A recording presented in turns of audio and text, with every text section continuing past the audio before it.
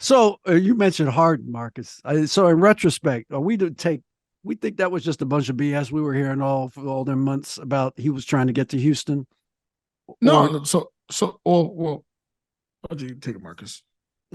no? I was just curious. Like, For me, well, yeah, no, yeah, no, for you, yeah, he yeah. legitimately, whenever they were trying to map out the next phase of his career, Houston is arguably the closest thing in his heart to probably California. Like this is his home. Like he has Yeah, business here. He just yeah, finished his JH Town weekend in Houston. He does an annual right, weekend full of things for the kids. A brunch for the women's organizations. This is his home. He has home. He has businesses here. His family right, is here. right. That was a legitimate thing, but the more and more that I guess the Rockets went down that path, it occurred to them that James is the kind of player, as talented as he is, everything has to be curtailed to his play Yes, style for it to work. Whereas they someone like surely knew that. and they knew No, that, but just right? the whole emotional, the return, coming back a second chance. Whereas a guy like Fred, he's adaptable. He doesn't have to pound the ball for 48 minutes. He can adapt off the ball. He can move different sets, stuff like that. James is not going to do that at Right. this point of his career. He's just not going to do that. So, it didn't make sense given the structure of the deal he wanted and stuff like that. So they went a different path. And do you think? I believe this is true. I hope it's true. I wanted your thoughts that time is going to give like James Harden those Rockets like their proper due. I think so. I think maybe like 5-10 years down the line, because you were there at the epicenter of everything, Marcus. Like those guys, if you talk about teams that gave the Warriors a run at their money, the Listen, Rockets had Kelly, them you hear on the LeBron ropes. and you hear them talk now like, oh, they didn't have a chance with KD. With KD, you'd have a chance. You'd have a chance.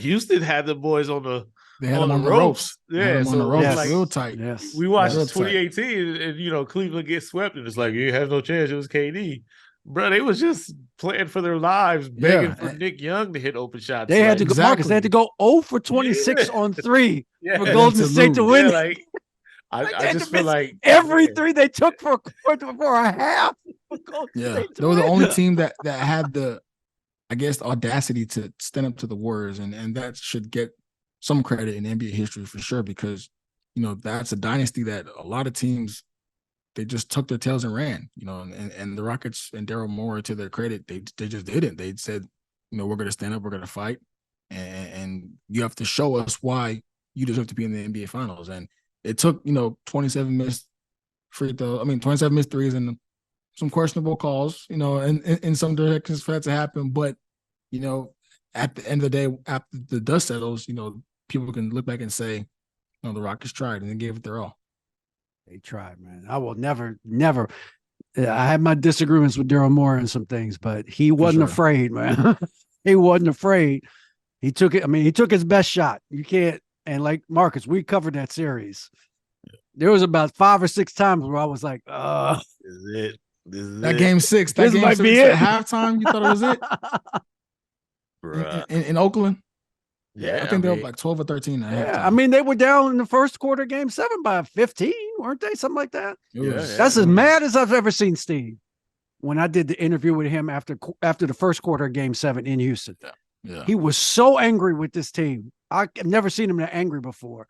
Um, so yeah, I mean, I yeah, mean, I give Houston, they I just give had them a credit. problem with finishing, but to me, it's like getting to the point where where you right there, like that's Yeah, as much as anybody did.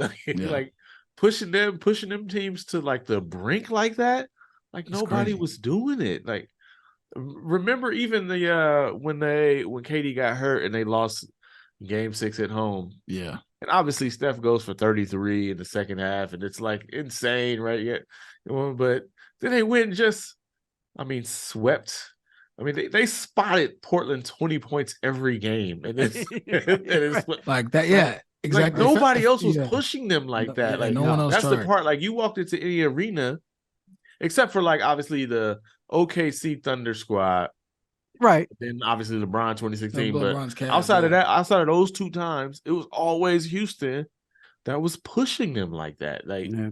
to me, that's something. I mean, obviously I we agree. judge everything by Yeah. how you finish. They had a problem with finishing, but they was getting to the finishing points. Yeah. Yeah. The, What you did the know, where a Warriors lot say of teams about that wasn't in getting terms of there. like, what was their like?